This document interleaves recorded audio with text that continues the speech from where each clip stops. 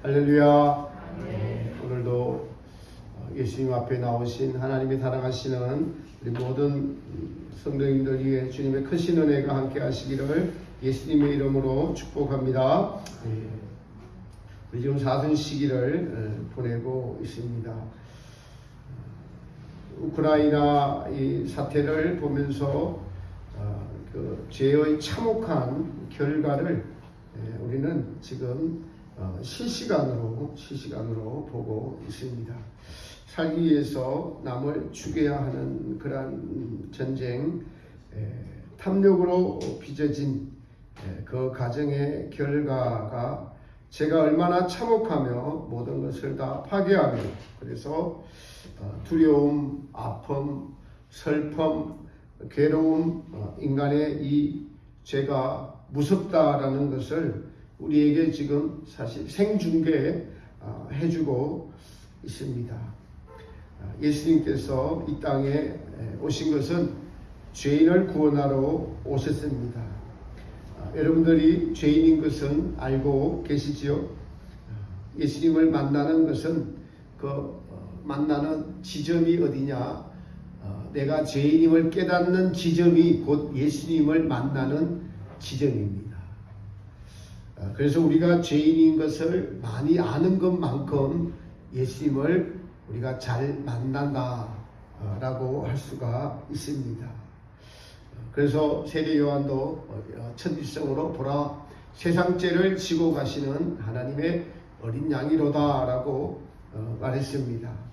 오늘 우리가 읽은 본문의 이 여인을 통해서 죄를 덜추어내셔서 죄가 주는 참혹함, 이 여인의 죄의 시작은 즐거움이었지만은 그것이 심판받을 때에 어떤 모습인가 하는 것을 우리가 한번 생각해 봅시다.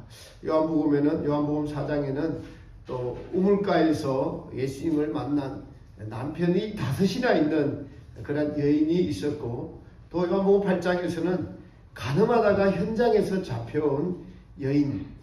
왜 유대사회에서도 여인들만 이렇게 피해자가 됐는지, 죄인으로 나타나는지 성경은 이렇게 좀 적나라하게, 성경은 감추는 것이 아니라 우리의 죄를 이렇게 적나라하게 아주 실감 있게 생생하게 드러내고 있다는 사실을 여러분 주목하셔야 됩니다. 이 죄로 말미암아 심판대에 선 여인의 모습은 죄는 죽어야 하는구나. 그런데 이 여인이 여러분 돌을 맞아 죽으면서 죄에 대해서 회개할까요? 후회할까요? 그러나 정말 죽게 되었다라고 생각하면은 죄 없는 자가 누가 있냐? 나만 죄인나라고 하면서 저주하면서 죽어갈 것입니다. 우리가 사형수를 담당했던 박효진 장로님의 간증을 들어보면은 흉악범이지만 예수님 믿는 분들은 대부분 자기의 죄를 고백하면서 자기가 죄를 지었던 바깥에서 살인죄를 저질렀던 사람들에게 진실되게 그리고 그 가족들에게 용서를 구하면서 그리고 자기는 하나님이 나의 죄를 용서해 주셨다는 것을 고백하며 당신들도 하나님을 믿으라고 찬송을 부르면서 평강 가운데 사형을 당하는 것을 간증하는 것을 들어본 적이 있습니다. 그러나 믿지 않는 분들은, 도덕적으로 살았다고 생각하는 분들은 자기 죄를 인정하지 않고 온갖 거기 앉아있는 창간인들에게 저주를 포부하면서 니들이 나를 정죄할 자격이 있나고 하면서 마지막까지 죽지 않으려고, 그래서 어쩔 수 없이 죽으니까 온갖 저주를 퍼부으면서 죽어간다고 합니다. 죄는 이렇게 자신의 죄를 인정하지 않습니다.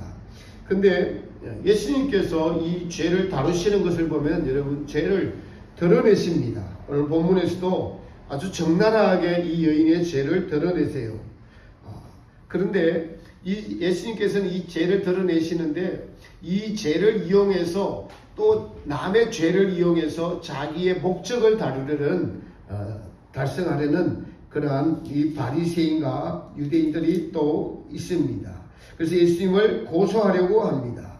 그들에게 예수님은 죄를 다시 돌려보내셔서 너희 중에 죄 없는 자가 돌로 치라 라고 하시면서 그들의 죄를 그들에게 돌려보내서 그들의 양심을 찔리게 하십니다. 그리고 예수님은 이 여인에게 내가 너를 정죄치 아니하노니 가서 다시는 죄를 범치 말라라고 하시면서 죄를 용서해 주십니다. 돌을 맞아서 죽어야 하는데 이 여인이 예수님을 만나서 죄 용서함을 받고 사형을 당하지 아니하고 다시 살아나는 것이 오늘 본문의 말씀의 결론입니다. 이것이 예수님께서 오신 목적이고 이 목적을 드러내시려는 것이 이 사건을 기록하고 우리에게 알려주시고자 하는 내용인 것이죠. 그래서 오늘 본문을 통해서 우리는 죄의 본질과 죄의 내용 그리고 죄의 결과 그리고 예수님께서 이 죄인을 이 여인을 용서해 주시는 것을 같이 나누면서 은혜 받고자 합니다. 사순 시기를 보내면서 지금 많이 힘든 시기를 우리가 보내고 있습니다. 지난주에 또 대통령 선거가 있었습니다. 참 선거로 말미암아 이 갈라졌던 나라가 치유가 되었으면 참 좋겠습니다. 코로나로 인해서 오늘도 저희 교회에 나오지 못한 분들이 몇 분이 계십니다. 삶의 지장을 받고 있고 예배까지 또 나오지 못하고 있죠. 이 모든 어려운 환경 속에서도 하나님은 우리가 어떤 마음을 가지고 죄를 어떻게 다루면서 조심하면서 살아가는지 지켜보고 계십니다. 이 여인의 죄의 과정을 살펴보면은 율법을 어겼습니다. 죄는 율법을 어긴 것이죠. 그리고 양심을 속이면서까지 자신의 즐거움을 누리는 것을 알 수가 있습니다. 유대 사회에 간음이라는 것은 큰 죄이고 그리고 그 죄를 지으면은 돌로 쳐서 맞아 죽는다는 것은 들은 바가 있고 눈으로 본 바가 있기 때문에 그것을 조심해야 하는데도 불구하고 그것까지 넘어서는 죄의 즐거움이 사형을 당할 줄을 알면서도 죄를 누리는 죄를 즐기는 이 여인의 모습을 볼 수가 있습니다. 여러분 그래서 죄는 참 무지합니다. 당장의 즐거움 때문에 나중에 당할 고통을 생각하지 못합니다. 그만큼 무지하다고 할 수 있고 인간이 또 그 주는 즐거움과 쾌락이 크다고도 할 수가 있습니다. 여러분 성경에 나오는 모든 예는 우리의 예라고 할 수가 있습니다. 요한복음에 보면은 니고데모의 예, 거듭남의 예, 그리고 우물가의 여인의 예, 죽어가는 백부장의 아들의 예, 그리고 소경의 예, 그리고 이 가늠하다 현장에 잡힌 이란 예하는 다 우리들의 예하라고 할 수가 있습니다. 그런데 예수님께서 너희 중 죄 없는 자가 돌로 치라고 했을 때 모두가 도망간 것을 보면은 우리의 예라고 할 수 있습니다. 아무도 이 죄에서 자유로울 수가 없다는 것을 우리가 본문을 통해서 알 수 있습니다. 예수님께서 이 죄를 어떻게 처리하십니까? 죄를 처리하려면은 우리가 육체가 병이 들면은 의사한테 가야 되죠. 코로나가 걸리면은 우리가 자신의 건강과 다른 사람에게 피해를 주지 않기 위해서 PCR 검사를 받아서 양성인지 음성인지 구분하고 그래서 양성이 되면은 따로 격리를 해서 치료를 받습니다. 타인에게 피해를 주지 않으려고 그렇게 합니다. 예수님께서 죄를 처리하시는 방법도 죄가 여러분 우리 안에 있으면은 죄가 심각하면은 그 죄를 덜어냅니다. 죄 자체는 결코 드러내지 않아요. 죄는 스스로 드러내려고 하지 않습니다. 그것은 아담이 하나님의 명령에 불순종해서 선악과를 따먹었을 때 하나님 앞에 내가 죄인입니다 라고 찾아갔습니까? 아니죠. 도리어 큰 나무 밑에 숨었어요. 그러니까 죄는 속성이 숨기려 하는 것을 알 수 있습니다. 근데 죄가 치료받으려면은 죄가 드러나야 됩니다. 오늘 대표적으로 이 유대 사회에서 가장 큰 죄 그리고 치욕적인 죄 보면서는 안 될 죄 이 간음죄를 만인 앞에 드러냈습니다. 뭐 사실 유대인들이 끌고 와서 고소하려고 끌고 왔지만은 하나님께서 허락하셔서 예수님을 통해서 이 죄가 무엇인지를 알려주시려고 오늘 이 사건을 기록한 것이다 라고 할 수가 있겠습니다. 이 가늠하다가 이 죄의 속성은 그래서 결코 드러내지 않고, 그러나 주님은 이거를 치료하기 위해서 드러내십니다. 우리가 나중에는, 예수님을 믿고 나중에는 예수님과 이 죄가 자기와의 관계임을 알기 때문에 스스로 해결할 수 있도록 성령님이 도와주시지만은 죄가 깊어졌거나 또 처음에는 결코 그렇게 하지 못합니다. 가늠하다가 잡혀온 여인의 편에서는 죄가 주는 즐거움의 끝, 심판이 기다리고 있다는 것을 알았으나, 지식으로 알았으나 가늠하다 들키면 돌로 맞아 죽는다는 것을 알지만은 그럼에도 불구하고 죽음조차도 뒤로 물리치고 있게 하는 죄의 즐거움, 그 죄의 즐거움으로 맞게 되는 상황이 지금의 상황입니다. 근데 죄의 결과가 죄의 심판이 이 여인 앞에 놓여져 있습니다. 심판을 당한 것과 마찬가지입니다. 돌로 맞아 죽지 않았을 뿐이지 이 여인이 느끼는 남자들이 도망가고 없어요. 그리고 배신감도 느꼈을 것이고, 그리고 죽음의 공포의 두려움도 느끼실 것이고, 특히 여인으로서 수치심은 말로 할 수 없었을 것입니다. 상대방에 대한 정오, 이러한 것들이 교차하면서, 그리고 죽음이라는 것이 다가와야 하는, 그래서 자신의 삶에 대해서 체념했던 이 복잡한 감정이 아마 몰려왔을 것입니다. 여러분, 우리가 이것을 볼 때 죄의 결과는 돌에 맞아 죽어야 되고 수치를 느껴야 하고 하는 것을 알 수가 있습니다. 율법은 죄를 짓지 말아라, 죄는 돌로 맞아 죽어야 한다, 죄의 결과는 죽음이다라는 것을 지금 알려주고 있습니다. 여러분, 우리도 죄로 말미암아 사망이 왔고 한 번 죽는 것은 정하신 것이요 그 후에는 심판이 있으리라 라고 말씀하고 있죠. 우리도 이 사실을 아는데도 불구하고 얼마나 죄를 피하려 하고 죄를 멀리하고 짓지 않으려고 하는지요? 실제로 그렇지 못합니다. 이처럼 사실 죄는 우리의 전 삶에 있어서 우리를 지배하고 있습니다. 죄의 내용들, 죄는 사실은 다 어디서 나오느냐? 죄는 자기 사랑, 자기 만족, 죄는 자기에게서 나온 것이, 모든 것이 여러분 불순종으로부터 나왔습니다. 모든 죄 가운데 우리는 다 자기라는 두 글자를 볼 수가 있습니다. 죄의 종류가 다양합니다. 우리는 죄성을 7가지로 나누지만 오직 죄는 다 한 가지의 원칙을 지키고 있는데 바로 자신을 위한 거예요. 자신을 위한 것입니다. 그러므로 우리 자신이 없어진다면 죄가 없어지는 것이죠. 본문의 여인이 누구를 위해서 간음을 저질렀나요? 네, 자신의 정욕과 만족과 즐거움을 위하여 그 간음을 저질렀습니다. 제가 주는 즐거움, 이 눈앞의 즐거움이 심판을 잊어버렸습니다. 들키는 돌에 맞아 죽을 줄 알면서도 죄를 짓는 이 죄의 이름은 즐거움. 우리는 이 사실을 앞에 놓고 죄를 지으면 안 된다는 것을 알면서도 죄를 이기지 못하는 죄인입니다. 죄는 결국에는 모든 것이 자기를 위한 것이었음이 결론이 납니다. 여인도 그러합니다. 우리도 그러합니다. 죄에서 자유롭지 못합니다. 여러분, 교만이 무엇입니까? 자신을 높이는 것이 교만입니다. 무엇이 질투입니까? 다른 사람이 자신보다 높은 것을 참지 못하는 것이 질투입니다. 왜 경쟁합니까? 타인을 위해서 경쟁합니까? 자신을 위해서 경쟁합니다. 왜 화가 나죠? 손해봤다고 생각하기 때문에 화가 나는 것입니다. 간음이 바로 자신의 정욕을, 즐거움을 따라 행한 것이죠. 모든 죄는 이같이 다 자기를 위한 것임을 알 수 있습니다.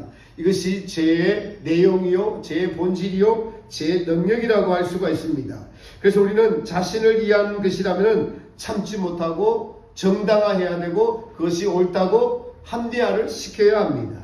그러나 여러분, 성령의 열매는 자신을 위한 것이 아님을 알 수가 있습니다. 자신을 위하지 않고 이웃을 위해서 일하는 것. 사랑은 여러분, 사랑장 보면은 자신을 위하는 것이 없습니다. 자신을 사랑하지 않고 이웃을 사랑하고 하나님을 사랑하는 것을 의미합니다. 희락은 자신을 기뻐하지 않고 하나님을 기뻐할 때 오는 것이 희락의 열매입니다. 오래 참음은 나의 어려움은 상관하지 않는 거예요. 나의 어려움은 상관하지 않고 이웃의 아픔을 돌보는 것이 오래 참음입니다. 화평은 자신이 손실을 감안할 때, 자신의 손실을 돌보지 않을 때 화평의 열매를 맺을 수 있습니다. 온유는 여러분 타인의 행복을 위해서 자신의 권리를 생각지 않는 것이 온유함입니다. 겸손은 자신의 잘난 것을 생각지 않습니다. 자신의 장점을 생각하지 않고 타인을 나보다 낮게 여기는 것이 겸손입니다. 절제는 스스로를 다스려서 이웃에게 유익이 되게 하는 것입니다. 충성은 주님의 말씀을 다 지켜내는 것이 충성입니다. 모든 성령님의 열매를 볼 때 하나의 원칙을 가지고 있는데 자신을 이해하지 않는다는 것을 알 수가 있습니다. 우리 자신이 만악의 뿌리입니다. 여러분, 아담이 범한 죄, 불순종이 죄의 모든 표본입니다. 우리가 어떤 죄를 짓더라도 그것은 아담이 지은 것과 같습니다. 사람을 미워하고 시기하고 교만하고 살인하고 가늠하고 도둑질하고 하는 모든 것들은 바로 자신의 뜻을 따른 것입니다. 즉 자신을 위해서 자신의 뜻을 따른 겁니다. 여러분, 선악과를 따먹었습니다. 자신의 뜻을 따랐어요. 자신이 선택했습니다. 그래서 선악을 분별하는 것이 되어버렸어요. 그것은 죄의 결과예요. 하나님의 말씀을 지키지 않아서 따먹었더니 선악을 분별하는 눈이 생긴 것이 그것이 죄의 결과입니다. 그러니까 우리가 선악을 분별하더라도 자신을 위한 것이면은 그것이 죄의 결과고, 선악을 분별하더라도 예수님을 위한 것이라면 그것이 선입니다. 이 다른 거예요. 좀 어렵죠? 어디서 나왔느냐에 따라서 다른 것입니다. 선악을 분별하는 것은 어쩌면 하나님을 닮은 거예요. 우리 중 하나같이 될까 하노라. 그래서 선악을 분별하는 것은 하나님과 같이 되는 것인데, 그럼에도 불구하고 하나님께서 금하신 것인데 따먹었어요. 그래서 죄인 것입니다. 불순종이란 하나님 밖에서 자신의 뜻을 따라 행한 모든 것들이 여러분 불순종이고, 하나님을 떠나서 한 모든 행동, 자신의 뜻을 따라 한 모든 행위들은 죄라는 거예요. 어떻게 그렇게 말할 수 있냐고요? 요한복음 15장에 이 말씀을 우리에게 이것이 사실을 알려주고 있습니다. 나는 포도나무여 너희는 가지니 너희가 나를 떠나서는 아무것도 할 수 없느니라. 가지가 포도나무에 붙어 있지 아니하면은 사람들이 이를 모아다가 불에 사르느니라. 포도나무에 붙어 있지 않는 것, 하나님에게서 난, 예수님에게서 난 것이 아니면 전부 다 불살라질 행위라는 거예요. 하나님 밖에서 한 모든 행위들, 자기 뜻을 따라서 한 모든 행위들은 불에 살라질 행위들이라는 것입니다. 왜요? 자신의 목적을 이루기 위해서, 자신을 위해서 한 행동이기 때문입니다. 하나님의 뜻을 쫓지 않고 그분의 안배를 기다리지 않고 그분의 힘을 의지하지 않은 채 자신의 뜻에 근거해서 자신의 조급함에 따라 자신의 재능을 사용해서 한 모든 일은 그 일이 아름다워 보일지 몰라도, 사람이 볼 때는 문제가 없을지 몰라도, 사람이 볼 때 때로는 좋은 일일지 몰라도 하나님 보시기에는 그것이 죄입니다. 하나님은 그 일에 선악을 따지지 않고 그 일이 어디서 온 것이냐, 하나님에게서 온 것이냐, 사람에게서 온 것이냐, 자신의 뜻을 따른 것인가를 보십니다. 여기서 우리는 순종의 의미를 알아야 됩니다. 자신의 뜻을 따라 순종하는 것이 아닌 하나님의 뜻을 따라 순종하는 것, 이것이 바로 성령의 열매요 하나님의 뜻을 행하는 것입니다. 우리가 분명히 분별해야 하는 것, 자신에게서 나와서 자신의 만족을 위해서 하나님을 섬기는 것과 하나님을 생각하고 하나님의 뜻을 따라서 행하면서 하나님으로부터 오는 기쁨, 이것이 매우 중요한 영적인 분별의 기준이라는 사실이에요. 여러분, 이 사실이 얼마나 중요한지 모릅니다. 이것이 우리가 죽음 후에 그리스도의 심판대에 가면 너무나 확연하게 나눠집니다. 그래서 심판대에서는 검은 보석으로 된 공력은 전부 다 하나님의 뜻을 따라 하나님의 뜻과 하나님의 방법으로 된 것이고, 나무나 풀이나 짚으로 된 공력이 있는데 하나님의 일을 한다고 하면서도 자신의 뜻을 따라 한 것은 전부 다 나무나 풀이나 짚으로 다 된 공력이 되어서 구원을 얻되 그것은 연단받아야 될 것입니다. 사람에게 보이려고 한 행위, 상급이 없을 뿐만 아니라 자신의 만족을 위해서 은근히 자신의 정욕을 즐기면서 했던 모든 일들이 그것은 자신을 따라 향한 것이기 때문에 악이기 때문에 도리어 심판대에서 벌을 받을 행동이다라고 성경은 분명하게 우리에게 가르쳐 주고 있습니다. 여러분, 오늘 다시 본문으로 돌아가서 이 죄의 결과로 여인이 사형선고를 받았습니다. 그리고 그 죄의 참혹함, 비난, 정죄, 수치, 모욕, 절망이라는 단어들이 지금 그 여인 앞에 있습니다. 우리는 성경에서 죄의 결과를 보고 있습니다. 죄가 주는 즐거움을 이기지 못해서 율법의 정죄를 받고 비참한 모습으로 사람들 앞에서 죽음을 앞두고 있는 여인의 모습이 바로 죄의 모습입니다. 죄의 지금 현실입니다. 우리도 이 죄의 결과를 내 안에서 보아야 합니다. 그래야만 우리도 치료받을 수 있습니다. 죄 용서함의 의미를 제대로 깨달을 수 있는 것은 바로 죄인의 자리에서 보아야 한다는 것입니다. 자기 죄를 감추고 있는 자들은 여러분 어떤 자들이었습니까? 이 여인을 향해서 전부 다 돌을 던지려고 하는 자들, 이들이 주님이 그들의 죄를 지적하니까 돌을 던지지 못하고 물러갑니다. 양심의 찔림을 받아서 도망갔습니다. 그러나 여러분, 양심의 찔림을 받아서 도망가는 것으로 끝나면 안 돼요. 양심의 찔림을 받을 뿐만 아니라 죄 용서함을 받아야 돼요. 양심의 찔림을 받아갖고 주님 앞에서 나도 죄인입니다. 나도 죄인에게 돌 던질 자격이 없습니다. 주님 용서해 주세요 하고 무릎을 꿇었어야 되는데 무릎을 꿇지 않고 다 도망갔어요. 숨어버렸습니다. 왜요? 드러날까봐. 자, 여러분들도 그렇죠. 우리는 아직 강렬을 통과하기 때문에 남이 알면 큰일 나는 죄들이 한 가지씩 아마 우리 채원이는 없을 거예요. 모르죠. 그런데 또 다 여러분 다 가지고 있습니다. 그걸 갖고 숨어서 되는 것이 아니라 주님 앞에 가지고 나와서 끈질기게 울어야 됩니다. 끈질기게 우는 방법밖에 없어요. 아, 그냥 있으면 주님이 해결해 주시겠지. 주일날 와서 그냥 회개 기도할 때 한번 주여 하고 또 가서 똑같은 것을 하고 그러면은 여러분 그렇게 오랫동안 신앙생활을 했는데 그 죄가 안 없어지고 있어요. 울지 않았기 때문에 그렇습니다. 주님 앞에나 무릎 꿇어야 되는 것입니다. 양심의 찔림을 받고 가긴 갔어요. 집으로 갔어요. 양심의 찔림을 받고 갔는데 또 집 와서 또 그러는 거예요. 왜요? 또 아무도 안 보니까. 근데 그거 또 가지고 주님 앞에 또 나왔어요. 또 오늘 아침 듣고 또 찔립니다. 근데 진실되게 성찬식을 할 때 이 죄가 주님 앞에 가서 이 죄 때문에 십자가에 가신 예수님이 보여야 됩니다. 그러면 그 죄로부터 우리는 용서를 받고 벗어날 수가 있는 것입니다. 여러분, 양심의 찔림을 지난주에도 빌라도에게 양심에 찔렸음에도 불구하고 사람들의 소리에 빌라도가 졌죠. 우리도 양심의 찔림을 말씀을 들을 때마다 또 평상시 성령님의 음성으로 여러분 들립니다. 그럴 때 진실하고 솔직하고 정직하게 다윗이 나단 선지자가 지적을 할 때 금식을 하면서 회개했듯이 우리 사순 시기에 정말 이 죄를 주님 어떻게 처리해 주십시오라고 주님 앞에 기도하고 또 때로는 금식하고 절식하고 그런 분들이 바로 주님 앞에 나오는 자들, 하나님께서 기뻐하시는 자인 줄 믿을 수가 있습니다. 사랑하는 성도 여러분, 그래서 죄는 죄의 결과가 그 수치, 모멸감, 이 죄가 주는 지긋지긋한 억울함, 죄의 소원, 죄에 바라는 이 소원, 이것이 온 세상에 지금 가득 차 있습니다. 계시록에서 5번째 나팔이 불 때에 황충들이 그 연기와 함께 올라온다고 기록하고 있죠. 그 연기가 뭐냐면은 죄의 소원입니다.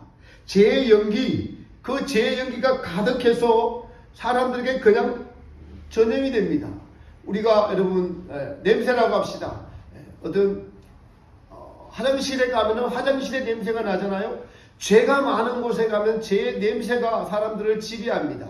사창가에 가면은 그 사창가의 죄의 음란이라는 그 죄의 냄새가 그것이 사람들을 지배해서 쉽게 범죄에 버리게 합니다. 그런 억울하고 그런 죄의 소원들이 이 세상에 지금 가득합니다. 제가 능력봉에서 갔을 때 서울 시내를 바라보면은 그냥 미세먼지 때문에 까만데 그것이 한편으로는 죄로 보입니다. 죄로 가득 차게 보입니다. 사실 우리가 여기 그 안에서 살고 있어요. 핸드폰 안에 보면은 정말 주님을 위한 것보다는 죄로 가득한 들이 훨씬 더 많습니다. 죄가 가득한 세상에 저와 여러분이 살고 있죠. 우리는 이 죄로 가득한 자신의 쓸모없음을 주님 앞에 보아야 되고 주님의 빛으로 봐야 되고 주님께 가지고 나와야 됩니다. 여러분, 우리가 죄를 지어서 쓸모없는 인간이 아닌, 사실 우리의 문제는 보통 죄를 짓고서 마음이 괴롭고 양심이 어두워지고 한 것 때문에 괴로워합니다.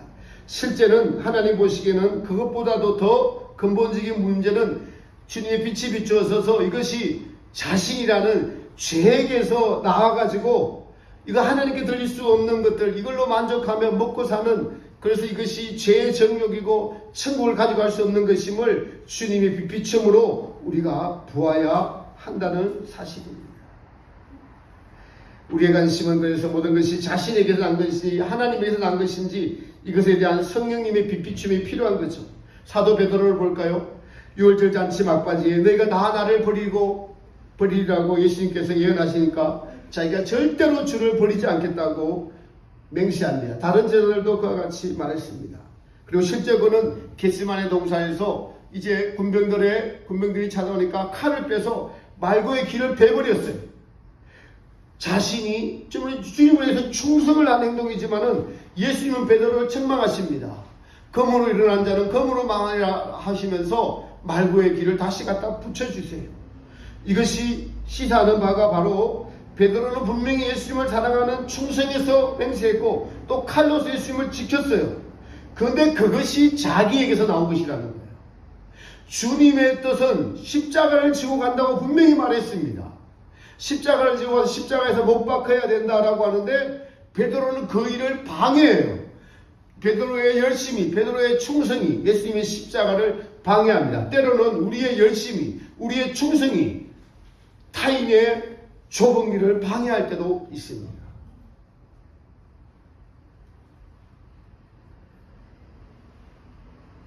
여기서 아시는 것은 예수님께서 내가 십자가를 지고 가야 한다라고 하실 때에 그것이 무슨 의미입니까? 라고 예수님께 물었어야 되는데 베드로는 그것이 무슨 의미인지, 제자들은 그것이 무슨 의미인지 알고 싶지 않고 몰랐습니다. 여러분, 그렇습니다. 오늘 저와 여러분이 제가 말씀을 전하고 또 우리 속에 은혜를 받고 우리가 결단하는 것은 무엇인지 아세요? 좁은 길을 가야겠구나. 가다 넘어지더라도 다시 가야겠구나. 이것이 제대로 말씀을 들은 분들의 주님께 향하는 의지라고 할 수가 있겠습니다. 베드로가 범한 잘못을 저와 여러분이 범하고 있지는 않은지요? 예수님은 그 모든 것들을 또 용서하시죠. 3번 예수님을 부인할 때 예수님께서 베드로를 바라보시자 그때서야 예수님의 말씀이 생각나서 밖에 나가서 통곡하면서 울었다라고 성경은 기록하고 있습니다. 그토록 예수님을 부인했던 베드로를 용서하시는 예수님, 오늘 이 여인을 앞에 세워놓으시고 내가 정죄하러 온 것이 아니라 용서하러 왔다고 선포하십니다. 너를 고소하던 자들이 다 어디 있느냐? 아무도 없나이다. 여러분, 여인을 고소하며 죽음에 넘겨오는 것은 율법입니다. 우리 마음에 율법이 우리를 계속 고소합니다. 여러분을 고소하는 것, 바로 우리 말씀이 우리 양심에다 대고 호소하고 있는 것이 사실은 율법이 우리를 고소하고 있는 것입니다. 우리가 죄를 지을 때 율법이 우리를 정죄하고 고소합니다. 지금 이 여인은 죄를 지었습니다. 모두가 죄인이라고 고소하고 자신도 그 결과물 앞에 서 있습니다. 돌을 맞을 준비가 되어 있고 죽음을 앞둔 사형 판결을 받은 자신을 압니다. 그래서 완전히 포기해버렸습니다. 나는 죽어야 돼. 그런 상태에서 주님은 이 여인에게 묻습니다. 너를 고소하는 이들이 어디 있느냐? 아무도 없나이다. 아무도 없습니다. 여러분, 우리가 진실되게 주님 앞에 나와서 십자가 앞에 서면은 이러한 고소하는 것들이 달아나게 됩니다.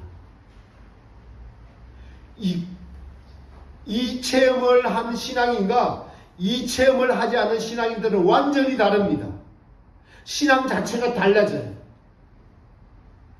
정말 고소하던 것들, 내 양심에 찔리는 것들을 가지고 십자가 밑에 와서 예수님 앞에 와서 실제로, 그런데 그 앞에 설 때까지는 여러분 이 환경이 너무나, 이 여인을 보십시오. 모든 사람에게 손가락질을 당했습니다. 자신도 그렇게 느꼈어요.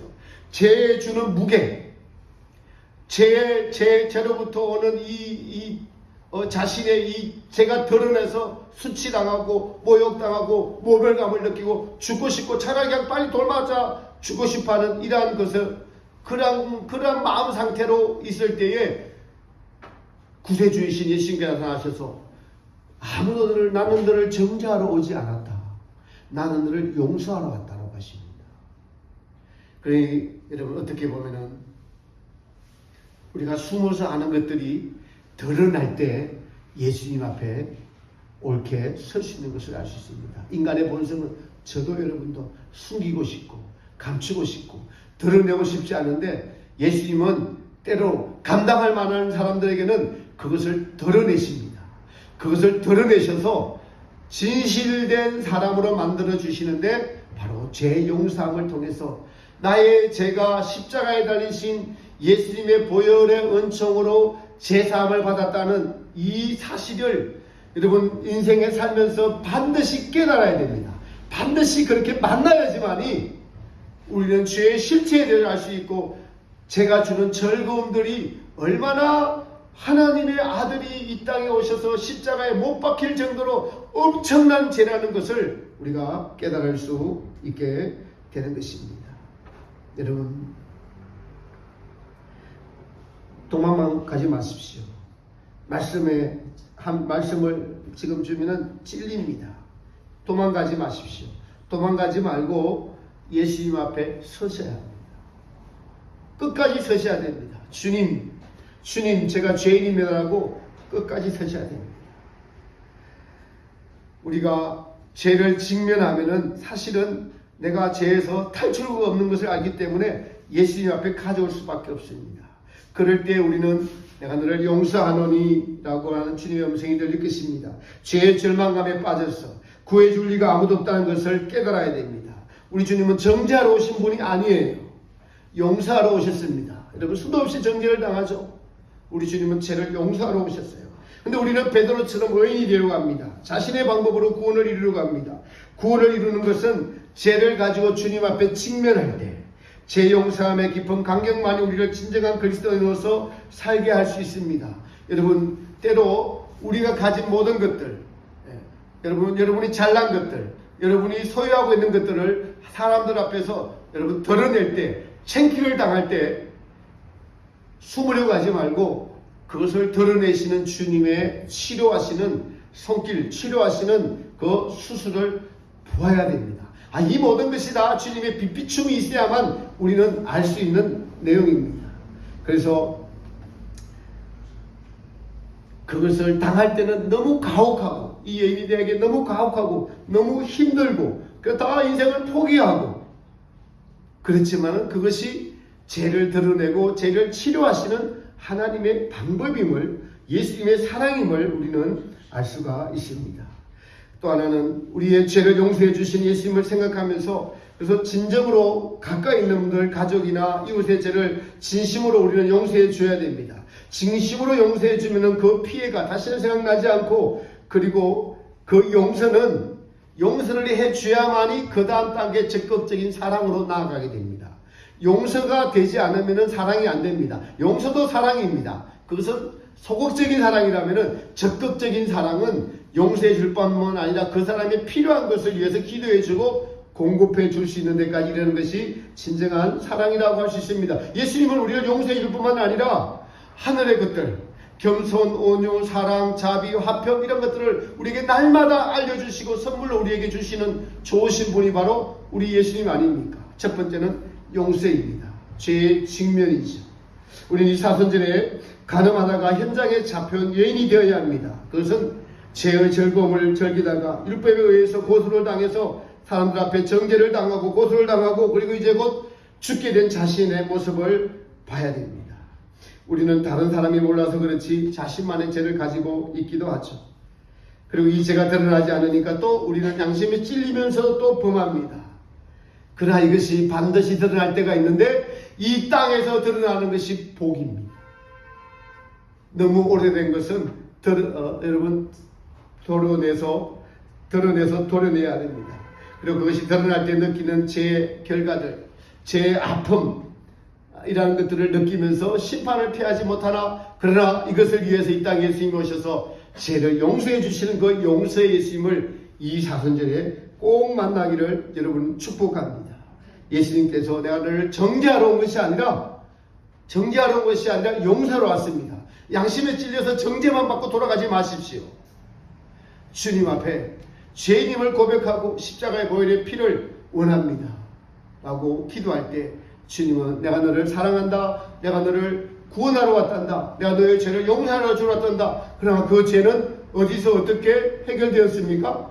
십자가에서 그것이 해결된 것입니다. 이러한 은혜가 여러분들의 삶 속에서 또 심령 속에서 날마다 일어나고 그래서 그 죄로부터 자유하게 되는 놀라운 은혜를 맛보고 십자가의 사랑에 대해 고마워하면서 우리도 십자가를 지고 가면서도 이웃을 진심으로 사랑할 수 있는 그런 은혜가 여러분들에게 넘치시기를 예수님의 이름으로 축복합니다.